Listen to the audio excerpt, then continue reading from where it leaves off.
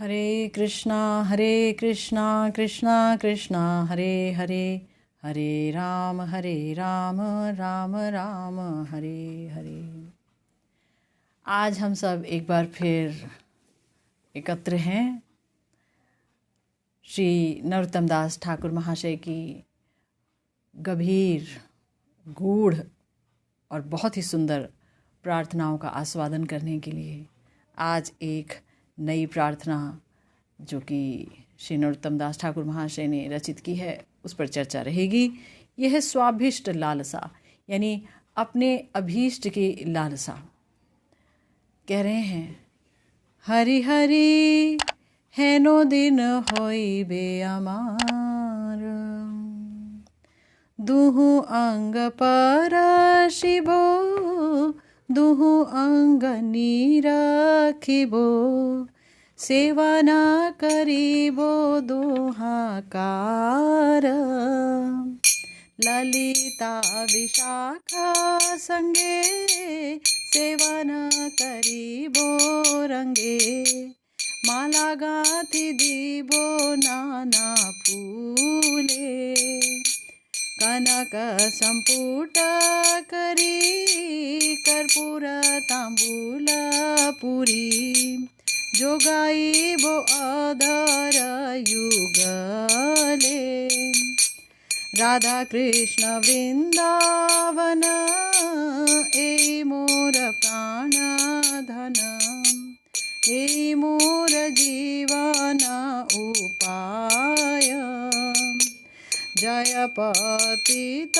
पावन देहो मोरे ए धन, तुम बिन अन्य नाही भाई, श्री गुरु करुणा सिंधु अधम जनार बंधु, लोकनाथ लोकेर जीवाना, आह प्रभु करो दया देहो मोरे पद छाया, नरोत्तम लैलो शरण, आह प्रभु करो दया देहो मोरे पद छाया, नरोत्तम लैलो शरण, नरोत्तम लैलो शरण। तो हमारे बहुत ही प्यारे आचार्य श्रीपाद नरोत्तम दास गोस्वामी जी, जो नित्यानंद जी के आवेश अवतार हैं, उन्होंने अपनी अभीष्ट लालसा को व्यक्त किया है इस बहुत ही सुंदर गान के ज़रिए, जहाँ पर कह रहे हैं कि हरि हरि हैनो दिन होबे की अमार, क्या ऐसा दिन मेरे जीवन में आएगा। ये स्वाभिष्ट लालसा है, यानी कि हमारे नरोत्तम दास ठाकुर महाशय स्वयं को मंजरी स्वरूप में देख रहे हैं कि क्या मैं अपने मंजरी स्वरूप में बैठकर, मंजरी स्वरूप के पूर्ण जागरण के बाद, इनका तो हमेशा स्वरूप जागृत ही रहता है, तो स्वरूप अवस्थित ही रहते हैं, है ना, लेकिन दीनता है, दीनता बहुत ज़्यादा है। तो इसीलिए कह रहे हैं क्या ऐसा दिन आएगा कि मैं जो है अपने अभीष्ट को प्राप्त कर पाऊंगी, यानी प्रिया प्रियतम की सेवा को प्राप्त कर पाऊंगी। क्या मेरी ज़िंदगी में, मेरे जीवन में भी क्या ऐसा दिन आएगा।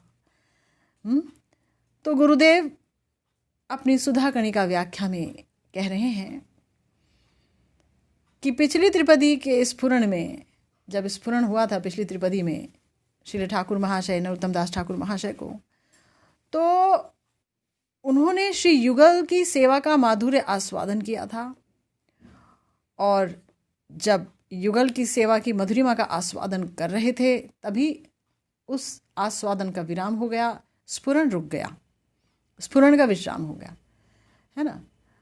भगवान के जो भक्त होते हैं, जो प्रिया प्रियतम की जो मंजरियाँ होती हैं, जो मंजरी स्वरूप में बैठकर जो भजन कर रहे हैं, वो साधक भी अगर किसी भी तरीके से, चाहे स्वप्न में या जागरण में या स्फुरण में, स्फूर्ति में, कैसे भी अगर वो प्रिया प्रियतम का दर्शन प्राप्त कर लेते हैं, तो वो उस दर्शन से बाहर नहीं आना चाहते, वो हमेशा वहीं रहना चाहते हैं, है ना। अर्धबाह्य दशा या बाह्य दशा उन्हें बिल्कुल अच्छी नहीं लगती है। लेकिन प्रिया प्रीतम भी बड़े करुणामय हैं। वो चाहते हैं कि ये जो भक्त है ना, इसका हृदय पूर्णतया उत्कंठा से भरपूर हो जाए, हमारे लिए व्याकुल हो जाए। तो व्याकुलता को बढ़ाने के लिए, जैसे कि महाराज के समय श्री कृष्ण अंतर्ध्यान हो गए थे, तो व्याकुलता को बढ़ाने के लिए ही हुए थे। वो तो छुप करके समस्त गोपियों के आरतीमय रोदन को सुन रहे थे, लेकिन तो भी वो चाह रहे थे कि व्याकुलता उस चरम सीमा तक बढ़ जाए कि जहाँ जब फिर से कृष्ण दर्शन होगा, फिर से जब अभीष्ट दर्शन होगा, तो उस दर्शन को पा करके जो भक्त है वो उसका और अच्छी तरह से आस्वादन कर पाएगा, भक्त को और अधिक सुख प्राप्त होगा। तो भगवान भक्त के सुख के लिए भी चिंतित रहते हैं, इसीलिए बीच बीच में जो है वो छुप जाते हैं, विरह, ताकि बढ़े, विरह वेदना बढ़े। तो गुरुदेव कह रहे हैं कि अब चूंकि स्फुरण का विश्राम हो गया, तो सेवा के अभाव में आरती से भरकर रुदन कर रहे हैं। आरती, उत्कंठा, व्याकुलता, है ना। वस्तुतः ये जो आरती है ना, यही भगवान की करुणा धारा को एक जीव के हृदय में पहुंचा सकती है। जीव के अंदर अगर आरती नहीं है, व्याकुलता नहीं है प्रिया प्रियतम की सेवा को पाने के लिए, तो प्रिया प्रियतम की सेवा वो अगर वो देना भी चाहें तो भी दे नहीं पाएंगे, है ना। यही एकमात्र इंग्रेडिएंट है ये आरती, ये व्याकुलता, जिसके वशीभूत हो जाते हैं हमारे अभीष्ट। तो पिछली त्रिपदी के अंत में उसी साध की पूर्ति के लिए युगल चरणों में प्रार्थना ज्ञापित की थी और सेवा प्राप्ति की विपुल लालसा सुमेरु शिखर की तरह इस समय हृदय में सिर उठाए खड़ी है। स्वाभिष्ट सेवा लालसा ज्ञापित कर रहे हैं श्री युगल चरणों में और श्री गुरु चरणों में। देखिए, गुरुदेव ने ब्रैकेट में लिखा है कि ये जो स्वाभिष्ट सेवा लालसा है सिर्फ युगल चरणों में ज्ञापित किया जाए तब काम बनेगा, ऐसा नहीं है।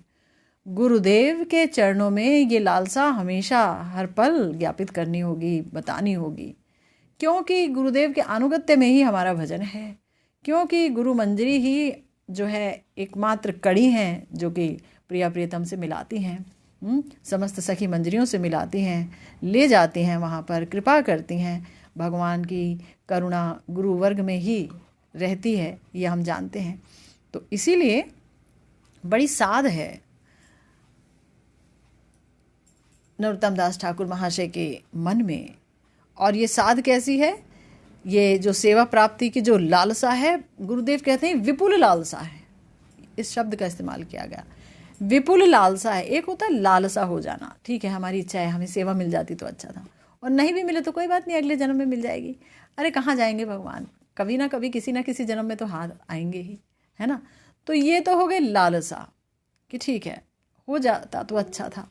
लेकिन जब तक ये लालसा विपुलता को धारण नहीं करेगी, ये लालसा ही लालसा रह जाए जहाँ पर, और अन्यत्र जो है हृदय जा भी ना पाए, तो जब तक ये विपुल लालसा नहीं होगी, और ये लालसा ऐसी होनी चाहिए जैसे गुरुदेव कह रहे हैं सुमेरु शिखर की तरह हृदय में सिर उठाए खड़ी है। यानी हृदय में अगर ये लालसा ही सुमेरु शिखर की तरह सिर उठाकर खड़ी होगी, तो इसका मतलब ये है कि अन्य लालसाएं वहां नहीं रह सकती। इतना बड़ा पर्वत कहाँ आएगा?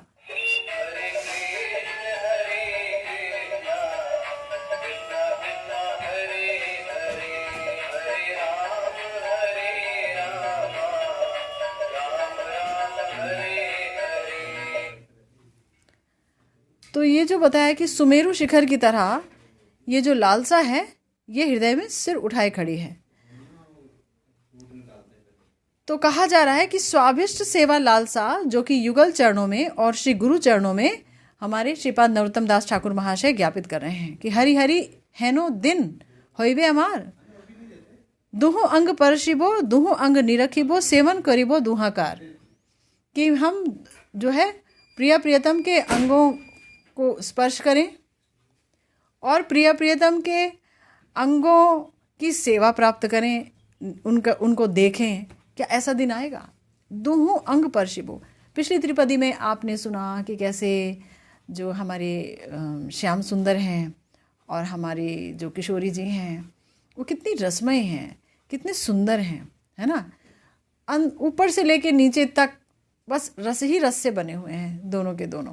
तो उनकी सुंदरता इतनी ज़्यादा है कि भक्त का हृदय किंकरी के रूप में ये चाहता है कि मैं उनके अंग का स्पर्श करूं, स्पर्श कर पाऊं।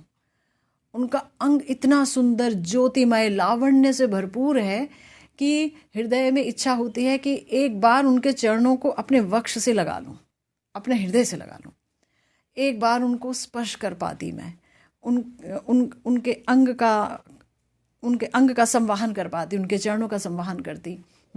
या केली विश्रम सिनो वक्र केश विंदस्य सुंदरी संस्काराय कदा देवी जन्मेतम निदेक्षसी, कि जब प्रिया जी के जो केश हैं अगर वो जो है अस्त व्यस्त हो जाते हैं श्याम सुंदर के साथ विलास के दौरान, तो उन केशों को मैं जो है अच्छी तरह से संवार पाती।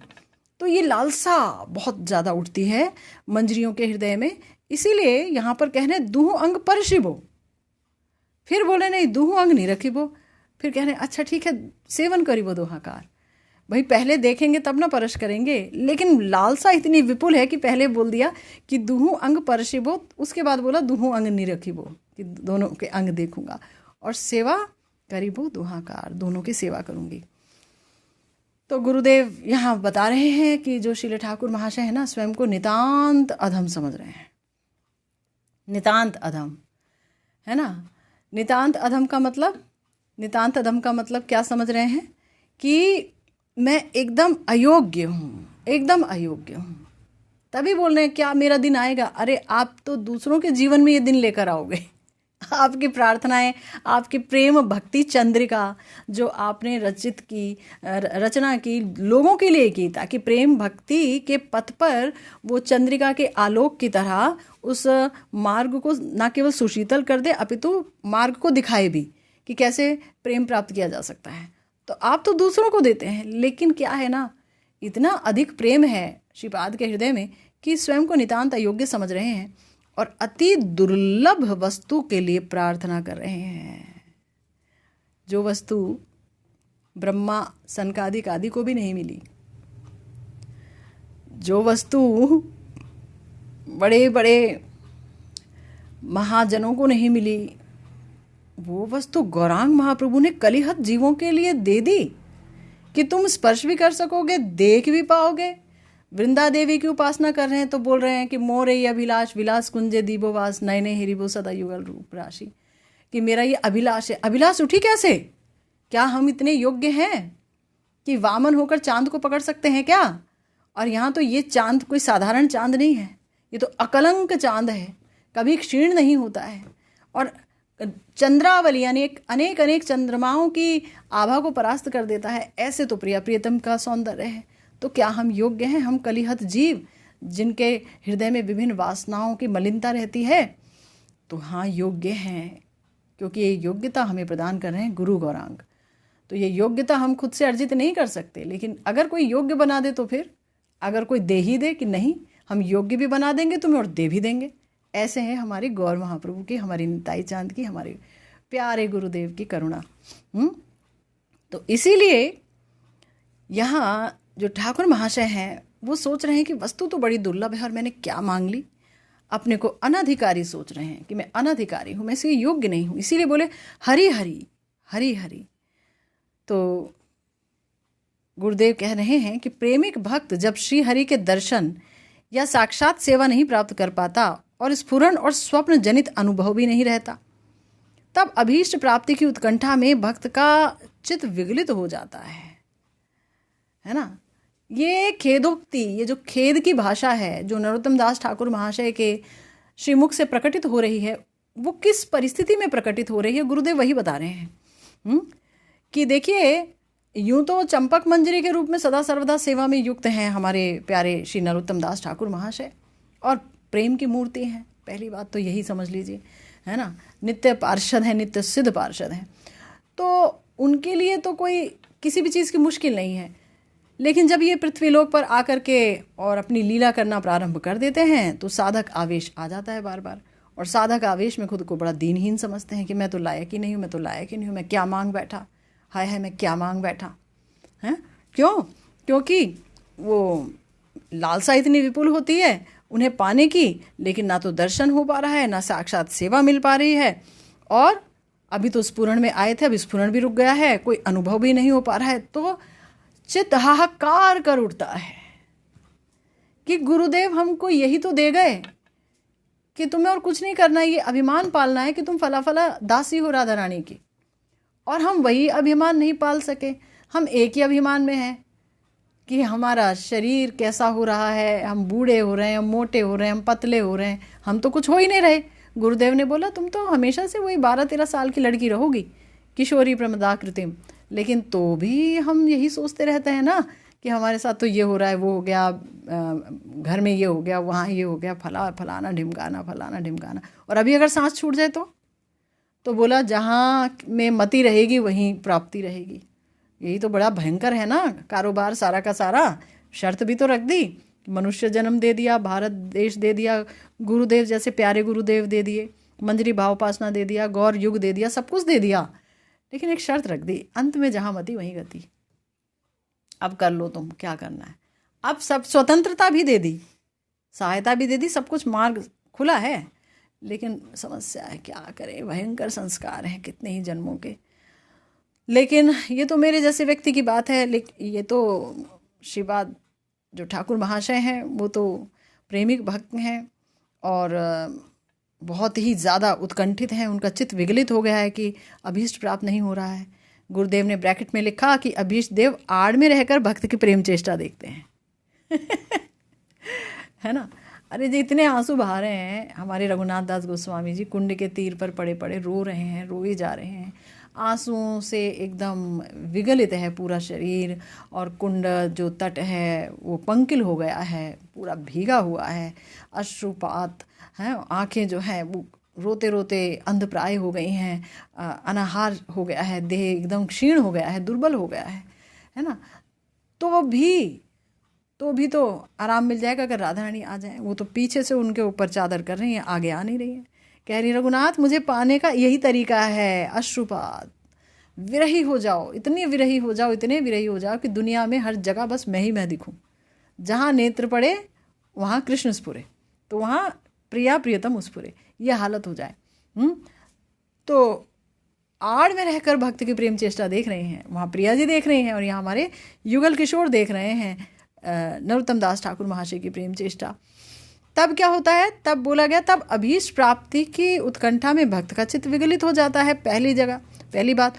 और दूसरी चीज़ और होती है कि चित्त में अत्यंत दैन्य का उदय होता है, प्राप्त नहीं हो रहा है, हा मैं तो मणिहारा सर्प की तरह हूँ, है ना। जिसके पास मणि थी, जिसके पास स्फुरन रूपी धन था, जिसके पास दर्शन रूपी धन था, वो सब चला गया। अब तो मैं निष्प्राण देह मात्र एक लाश की तरह अपने आप को ढो रहा हूँ, चलती फिरती लाश, है ना। ऐसे खुद को समझने लगता है, चित्त में भयंकर दैन्य का उदय होता है कि सही तो बात है, अच्छा ही है चले गए, अच्छा ये हो तो कुछ पा नहीं रहा है, मैं हूँ भी कहाँ योग्य, मैं तो अधम अति अधम हूँ, मैं अयोग्य हूँ, ऐसा लगता है।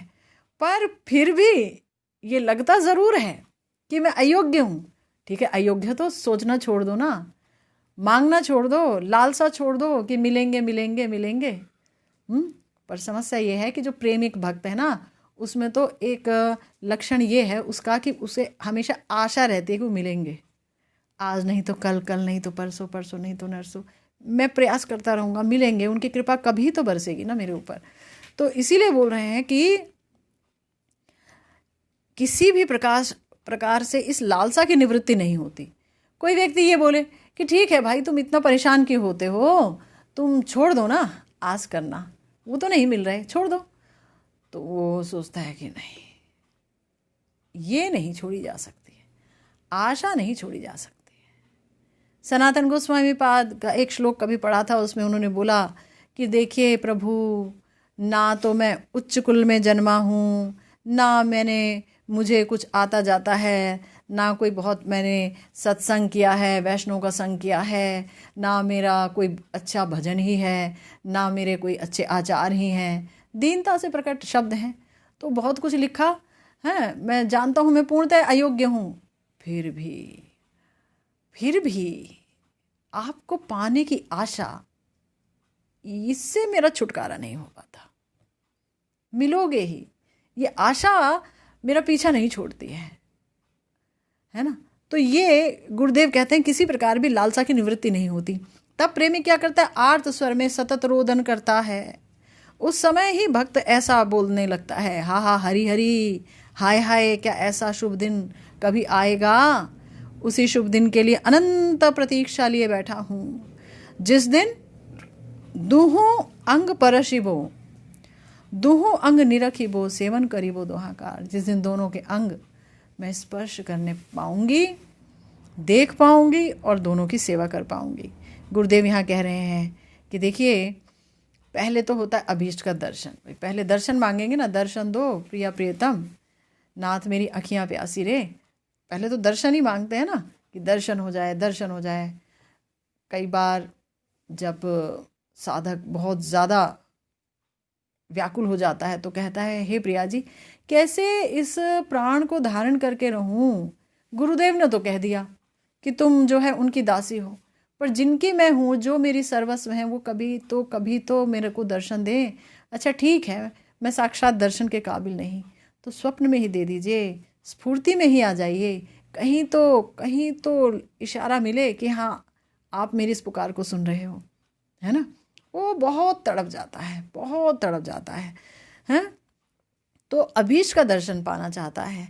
फिर चाहता है जब दर्शन मिल गया तो बस वो चाहता है कि मैं आपको छू कर देखूं, मैं आपको छू करके आपकी सेवा करूं, है ना। प्रिया जी के जो है माथे पर मैं कस्तूरी तिलक लगाऊं, कुमकुम से बिंदी रचना करूं, पत्रावली रचना करूं, प्रिया जी के मतलब समस्त सेवाओं को वो करना चाहती है कि बस अब तो सेवा दे ही दो, है ना। मैं पहले स्पर्श करूं फिर सेवा करूं। तो गुरुदेव कह रहे हैं कि पहले दर्शन होता है, फिर स्पर्श होता है। जब स्पर्श हो गया तब सेवा शुरू हो जाती है ना, सेवा मिल जाती है। लेकिन यहाँ सेवा की लालसा इतनी अधिक है कि लड़खड़ा गए नरोत्तम दास ठाकुर महाशय, है ना। अगर मान लीजिए बहुत ज़्यादा प्यास है, बहुत ही प्यास है, कई दिनों की प्यास है, और उसको अगर आप पानी दीजिए तो क्या वो, और कोई ये कहे पानी सिप सिप करके पीना, पानी घूट घूट पीना, तभी पानी पीने का फ़ायदा है, तो क्या पिएगा वो घूट घूट करके? वो तो लेगा, ऐसे पिएगा, आधा गिरेगा, आधा पिएगा, आधा क्या होगा उसे भी नहीं पता, है ना। तो यही हालत हो रही है हमारे प्यारे श्रीपाद नरोत्तम दास ठाकुर महाशय की, कि इतनी अधिक सेवा की लालसा है, इतना अधीर है कि पहले ही बोल दिया स्पर्श, मैं आपको स्पर्श कर पाती और फिर मैं दर्शन कर पाती, मुझे सेवा मिल जाए। क्रम ही बिगड़ गया विपुल उत्कंठा में। तो गुरुदेव कह रहे हैं विपुल लालसा जनित चित्त मोह ही इसका कारण है। और ये देखिए, भक्तों में श्री कृष्ण के अंग की स्पर्श की लालसा कितनी ज़्यादा उठती है। श्री कृष्ण इतने मनोरम हैं, इतने सुंदर हैं, एकमात्र यही जो कृष्ण हैं, जो कि समस्त भगवत स्वरूपों के अंशी हैं, समस्त भगवत स्वरूप इनके अंश हैं। यही श्री कृष्ण हैं जो अपने आप को भी यदि दर्पण में देख लेते हैं तो खुद अपना आस्वादन करना चाहते हैं। इतने इतने इतने इतने इतने इतने सुंदर हैं, इतने मधुर, अति मधुर हैं, चित्रम विचित्रम है ना। बस मधुर शब्द के अलावा और कोई कुछ कह ही नहीं पाता। मतलब महाप्रभु ही बोल रहे हैं मधुर हईते सुमधुर, ताहा हईते सुमधुर, और कुछ बोल ही नहीं पा रहे हैं। महाप्रभु की भी जुबान जो है एकदम बंद हो गई है प्रिया जी के भाव में, श्याम सुंदर की माधुरी का आस्वादन करते हुए, है ना। तो श्याम सुंदर के अंदर ये जब लालसा जागृत होती है तो वो महाप्रभु हो जाते हैं, प्रिया जी का महाभाव लेकर आते हैं अपना ही आस्वादन करने के लिए। तो जब अपने रूप के प्रति आकर्षित होते हैं श्री राधा रानी का महाभाव लेकर, तो अधीर हो जाते हैं कृष्ण अंग को स्पर्श करने के लिए। तो बोलते हैं, महाप्रभु बोल रहे हैं श्री चैतन्य चरितामृत में, गुरुदेव लिख रहे हैं, अति उच्च सुविस्तार लक्ष्मी श्रीवत्स अलंकार कृष्णेर जे डाकातिया वक्ष ब्रज देवी लख लख ता सभार मनोवक्ष हरिदासी करिबारे दक्ष सुबलित दीर्घार गल कृष्ण भुज युगल भुज नहे कृष्ण सर्प काये दुई छैल छिद्रे पैसे नारी हृदय दंशे, मरे नारी से विष ज्वालाए। कृष्ण कर पद तल कोटि चंद्र सुशीतल, जिति कर्पूर वीणामूल चंदन, एक बार जारी स्पर्शे स्मर ज्वाला विष नाशे, जार स्पर्शे लुब्ध नारीर मन। कितना सुंदर वर्णन किया है। गोपी गीत में भी तो यही वर्णन आया है। एक तरीके से श्री कृष्ण के वक्ष की शोभा को देख करके गोपियाँ एकदम मनोहारा हैं, एकदम आकृष्ट हैं। और यहाँ भी प्रिया जी के भाव में श्रीमन महाप्रभु श्री कृष्ण के अंग का स्पर्श करना चाहते हैं, यानी कृष्ण ही अपना स्पर्श करना चाह रहे हैं।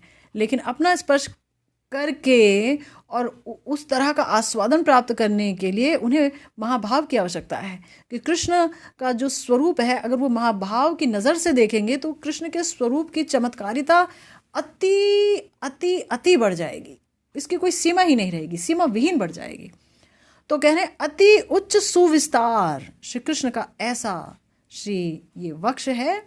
कई बार राधा रानी कहते हैं इंद्रनील कपाट, इंद्रनील के दरवाजों की तरह है, इंद्रनील मणि के बने हुए सुंदर अति उच्च सुविस्तार लक्ष्मी श्रीवत्स अलंकार। और कैसा है कि उस पे एक तो लक्ष्मी जी की रेखा है, स्वर्ण रेखा के रूप में वाम भाग में श्री लक्ष्मी जी विराजती हैं, और एक जगह जो इस तरह से गोल गोल दक्षिण यानी दाएं भाग में गोल गोल सफ़ेद बालों का, रेशमी बालों का थोड़ा सा गुच्छा सा है, वो है श्रीवत्स का चिन्ह। तो ये दोनों अलंकार श्री कृष्ण के वक्ष पर विराजते हैं और बड़े ही शोभायमान होते हैं। तो महाप्रभु श्री राधा जी का भाव लेकर या राधा रानी ही कह रही हैं कि हाय हाय श्री कृष्ण का वो जो वक्ष है वो डाकातिया है, डाकातिया वक्ष है, यानी इतना निर्दयी वक्ष है कि हम तो हैं कुल वधुएं, हमें मर्यादा में रहना चाहिए, लाज में, धैर्य में, इन सब में रहना चाहिए। हमें इन सब, हमसे यही आशा की जाती है ना, कुल मर्यादा, आर्य धर्म, वेद धर्म, लोक धर्म, इसका पालन करें हम।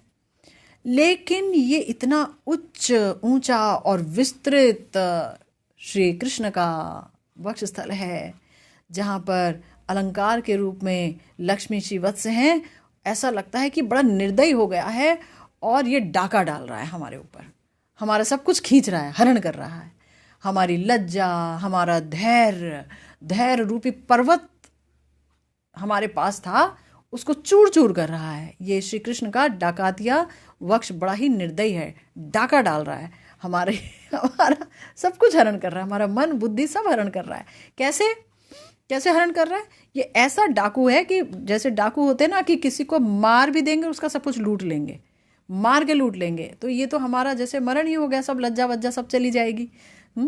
तो ऐसा डाकातिया वक्ष है कि हमें ही नहीं, सिर्फ मेरी बात हो रही है ऐसा नहीं है, राधा रानी कह रही हैं या गौर सुंदर कह रहे हैं राधा भाव में कि लाखों लाखों ब्रज देवियों की जो उन्हें देखता है उसकी यही दशा हो जाती है। ये उनके मन को और उनके वक्ष को हरिदासी बना देता है, अपनी दासी बना देता है ये वक्ष स्थल। उनका जो गोपियों का मन जो है और गोपियों का हृदय चाहता है कि उस वक्ष का आलिंगन कर ले, कृष्ण को आलिंगन कर ले, है ना। सबसे सुंदर सबसे मनोरम और आंखों में है महाभाव। तो भैया बताओ कहाँ पे कोई बच पाएगा? महाभाव है तो कृष्ण का ही है, ऐसे भी कृष्ण की शक्ति है, वो तो तत्व को अलग रख दीजिए, लीला पर ही लौटते हैं। तो महाभाव की आंखें हैं, वो तो कृष्ण को पूरी तरह से आलिंगन करेंगी अपने सुख लेने के लिए, नहीं उनको सुख देने के लिए। हरिदासी बन गई पूरी तरह से, है ना। सुवलित दीर्घार गल कृष्ण भुज युगल, भुज नहीं कृष्ण सर्पकाय। कह रहे हैं कि जैसे इंद्रनील मणि का कपाट जो होता है, उस कपाट में कुंडी भी लगी रहती है। कुंडी लगी रहती है कि नहीं लगी रहती? कुंडी कैसी होती है? मोटी कुंडी।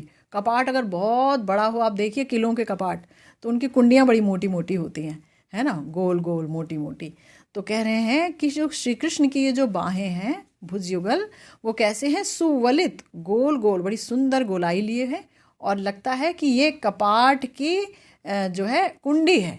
यानी अगर कोई गोपी श्री राधा रानी हैं कोई श्री कृष्ण का आलिंगन करेगी तो श्याम सुंदर की ये जो भुजाएं हैं ना वही कुंडी लगा देंगे कि निकल नहीं पाए। गोपी निकल नहीं सकती, अब वो हरिदासी हो गई, वो कृष्ण की दासी हो गई। भुज नहीं कृष्ण सर्प काए, ये भुजाएं कैसी हैं? काले रंग की है। श्याम सुंदर तो काले हैं, सुंदर काले हैं, श्याम है सुंदर है, ठीक है। तो कैसे हैं कि ऊपर से जैसे सांप होता है ना, पहले मोटा होता है फिर पतला होता चला जाता है, तो ऐसे ही सांप जैसी गोल ऊपर से और नीचे से पतली होती जाती हैं उनकी भुजाएं, तो इस तरह से पकड़ लेते हैं। और सांप क्यों बोला गया कृष्ण की भुजाओं को? तो अगली लाइन में बात आई, दुई छैल छिद्रे पैसे नारी हृदय दंशे मरे नारी से विष ज्वालाए, कि जो ये ऐसा सांप है, एक बड़ा भयंकर सांप होता है, पता है वो क्या करता है ना, जो पर्वत होते हैं ना, पर्वत के गर्त में रहता है, पर्वत के अंदर बिल बना करके रहता है, वो बहुत ही विषैला सांप होता है जो पर्वत के अंदर बिल बना करके रहता है। तो गोपियों के जो दो नयन हैं वो क्या है? दो छैल छिद्र हैं, दो छेद हैं जिनके अंदर ये कृष्ण का ये स्वरूप है, ये जो रूप है, ये इनका जो वक्ष है ये सांप बन करके और नारी के आँखों के माध्यम से अंदर उतरता है और गोपियों का हृदय डस लेता है, इतना आकर्षक है कि गोपियां रह नहीं पाती और उसके आकर्षण से, उस विष ज्वाला से वो मरने लगती है ना, वो नारी, वो स्त्री मरने लगती है कि कब मुझे कृष्ण का स्पर्श मिलेगा।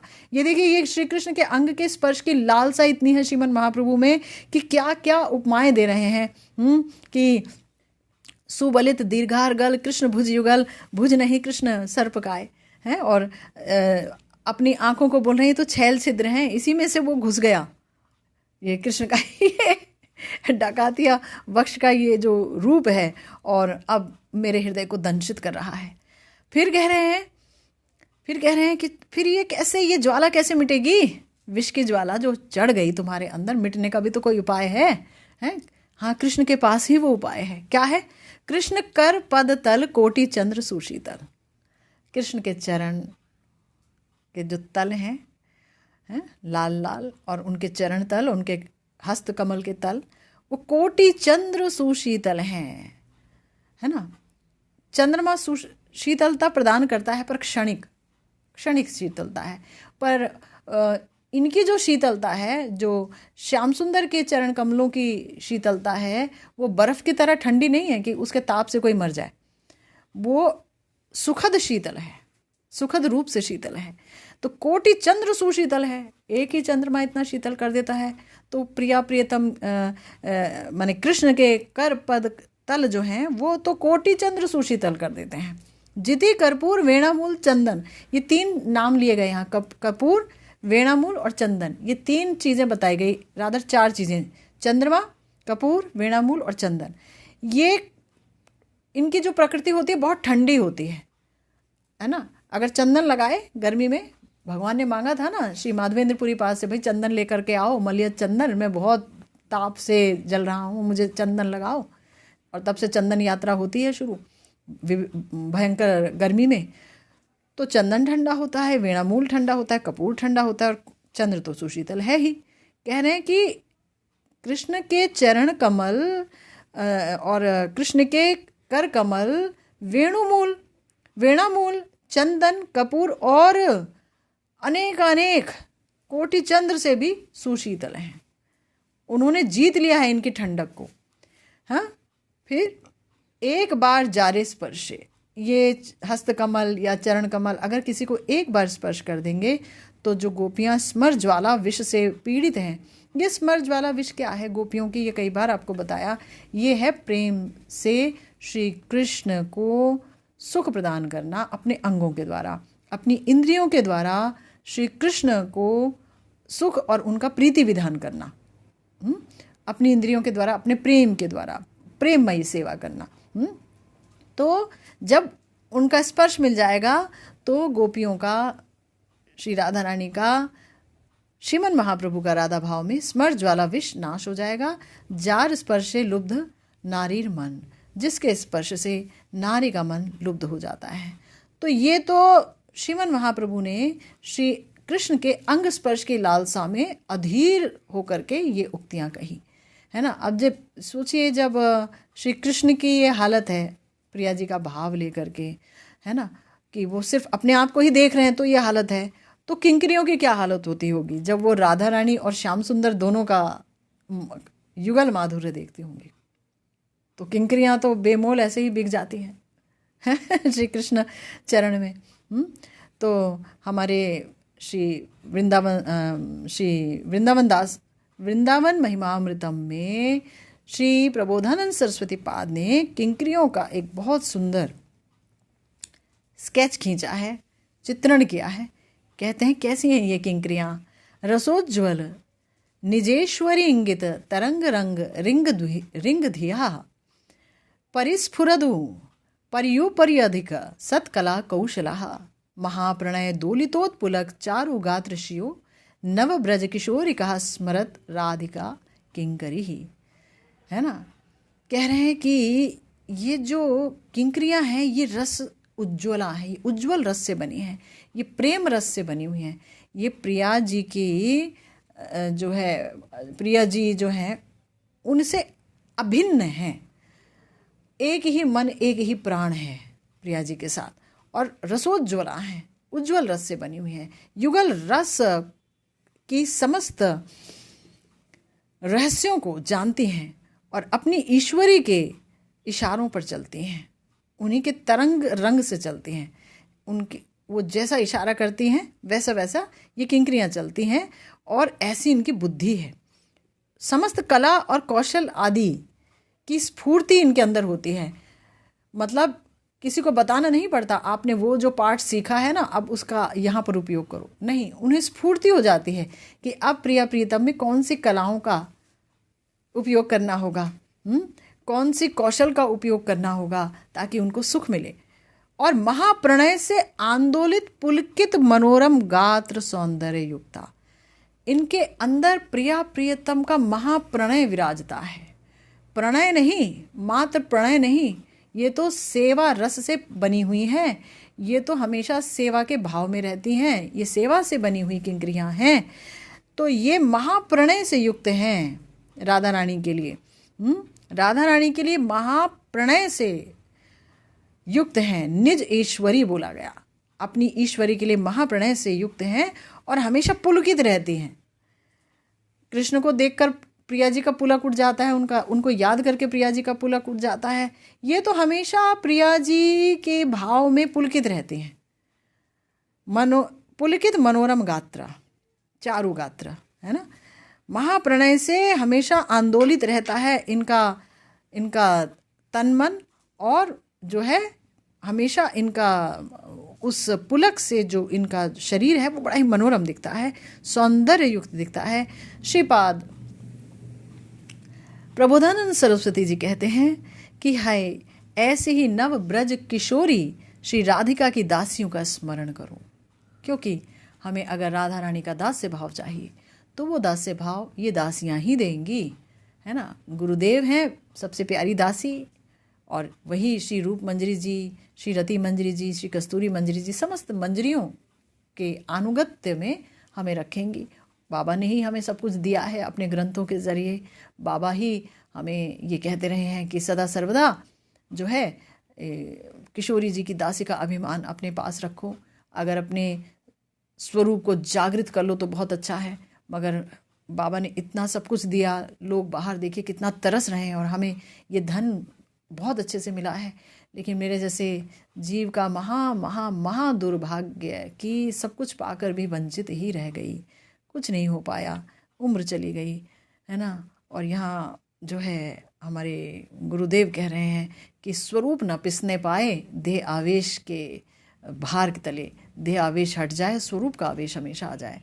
तो बड़ा ही सुंदर यहाँ पर चर्चा चल रही है, और आप समस्त वैष्णवों के, अपने समस्त श्रोताओं के, दर्शकों के चरणारविंदों में मैं भी यही प्रार्थना करूँगी कि गुरुदेव की ये जो वाणी है कि स्वरूप न पिसने पाए, देह अभिमान ये चला जाए। आप लोग कृपा कीजिए कि ये जो जड़ देह अभिमान है ये कहीं से मंद हो पाए, समाप्त हो पाए तो कितना ही अच्छा। और अगर इसी जन्म में हो पाए तो कितना ही अच्छा है ना। तब कहीं ये जो वाणी है हमारे आचार्यों की, तब इस वाणी की सुंदरता हृदय में अनुभव हो पाएगी। अभी तो पढ़ रहे हैं, बोल रहे हैं और वाहवाही बटोर रहे हैं, लेकिन काश कि हम इस पर चल भी पाएँ और आप भी चल पाएँ, ऐसा हम किशोरी जी से सबके लिए प्रार्थना करते हैं। और श्रीपाद नरोत्तम दास ठाकुर महाशय की ये जो वाणी थी कि जहाँ पर वो स्पर्श आकांक्षा से अधीर हैं, अभी दर्शन आकांक्षा से कैसे अधीर हुआ जाता है, महाप्रभु कैसे अधीर हैं, इसी पर चर्चा करेंगे हम, श्रीमन महाप्रभु की इच्छा हुई तो। आज की भागवती कथा यही विश्राम लेती है। जय जय श्री राधे श्याम, श्री गुरु निताई गौर सीतानाथ प्रेमानंदे, हरि हरि बोल।